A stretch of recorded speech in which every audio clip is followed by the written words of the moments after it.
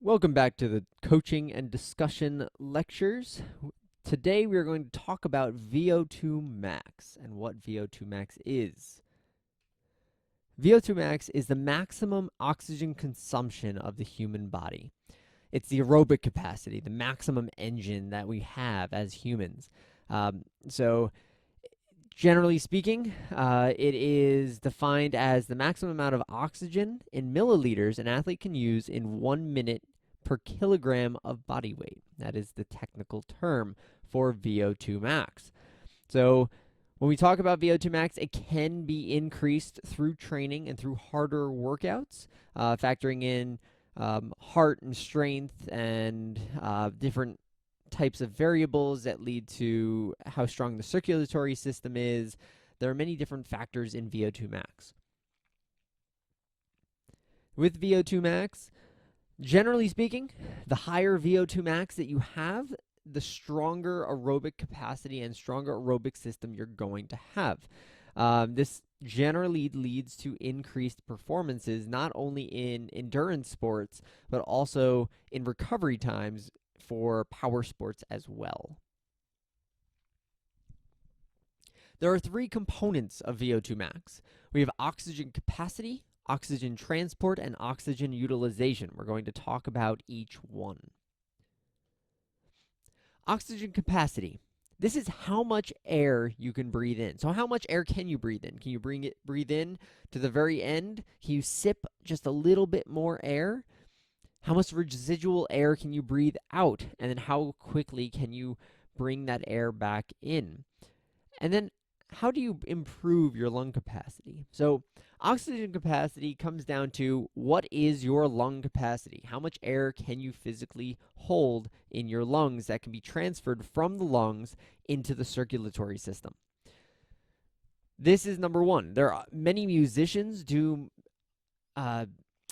exercises that help with lung capacity. They can breathe in as much as they can, then they take little sips at a time and try to improve how much capacity that they have. Athletes can do the same thing.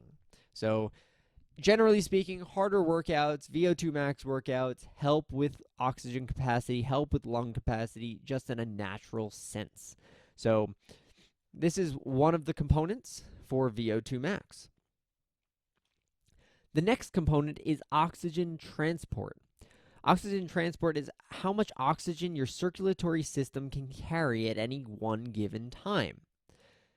Now, how do you improve your circulatory system? One is just plain workouts, doing harder workouts to improve how much oxygen that you're starved of and how much oxygen your body has to scramble to use during a workout. So that is easily the best way that you can improve your circulatory system.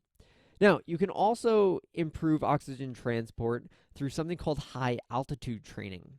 You go to California, or not California, but you go to Colorado and you go to Denver, which is at 5,200 feet, or you go to Colorado Springs, which is much higher at about 7,000 feet, and you live higher. The air is thinner, there's less oxygen, and so your body has to adapt in order to learn how to deal with less oxygen in the air. And so that is called high altitude training. Now, when you come back down from 7,000 feet back to sea level, there are many accounts that it increases performance, especially as you come back down to sea level or come back down a few thousand feet. So high altitude training does help with that. There are machines that you can be hooked up to that will mimic high altitude training. But generally speaking, a lot of athletes go out to train in Boulder and Denver and Colorado Springs near the Olympic Training Center so that they have that capacity and have that edge in terms of oxygen transport. Another way you can improve oxygen transport is by blood doping. This is illegal in sport. Do not do blood doping. I'm not condoning you do blood doping, but it is a way that you can improve your oxygen capacity or oxygen transport. So something that is frowned upon for sports and something that you should not do, but I would like you to know that it does exist to improve this component of VO2 max. And the third component of VO2 max, we have oxygen utilization, which is how much oxygen that you can use in your muscles at any one given time. I'm sorry, I actually did not change this slide. I'm very upset with myself. So this talks about circulatory system. Oxygen utilization talks about how much oxygen a specific muscle can use. So this is typically where the bottleneck comes in, where cyclists will use a lot of oxygen in their glutes and their quadriceps, whereas runners will use more oxygen, generally speaking, in hamstrings and calves. And then you have swimmers who utilize more oxygen in the upper body, in the lats, in the back, and in the pectorals and the chest. Now, granted, all three sports use all of those muscles, but there's different percentages of what muscles that you're using. So a swimmer who may have, especially an endurance swimmer who has great oxygen utilization in the lats or the back, they might also have a high oxygen transport and high oxygen capacity. But if they switch over to cycling, they're going to have to learn how to utilize oxygen more effectively in the quadriceps, the hamstrings, and the glutes. And so that is oxygen utilization as a whole. That is the third component of VO2 max. It's generally the bottleneck for VO2 max is this sport-specific issue with oxygen utilization. So, how do you improve VO2 max? Here's two workouts that I'd like to do with my classes quite a bit. Is you do 13 intervals. And if you're running, that might be 200 meters. If you're swimming, that might be 25 yards.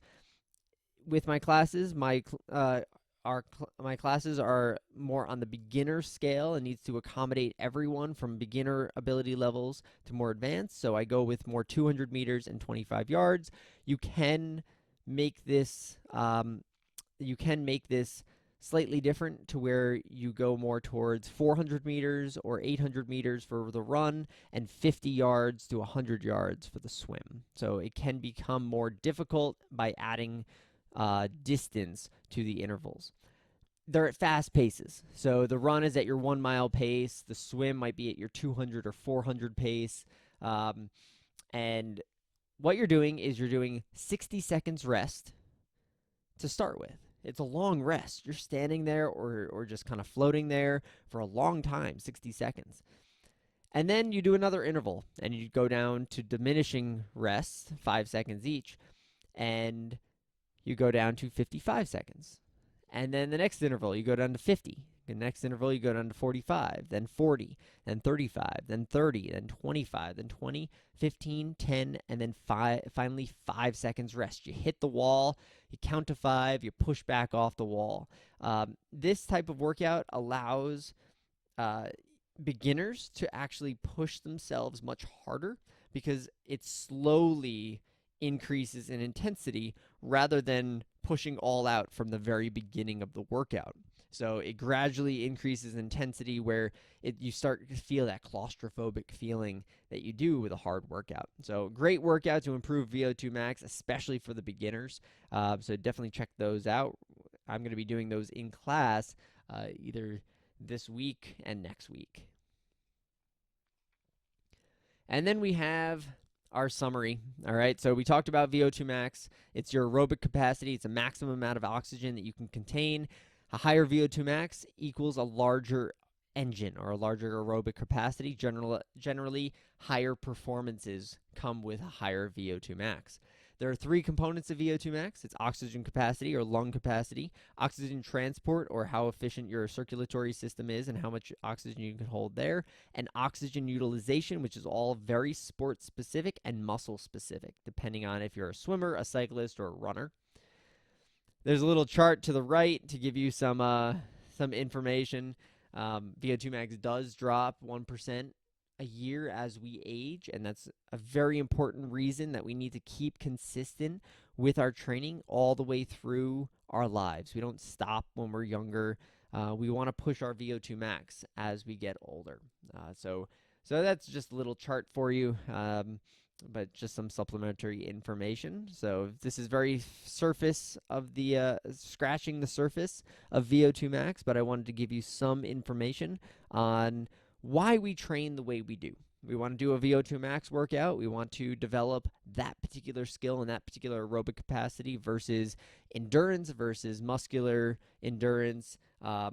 This is much more that high intensity, maximum amount of oxygen that your body can redline at.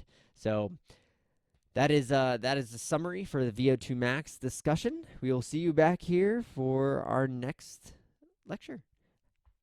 Thanks for tuning in.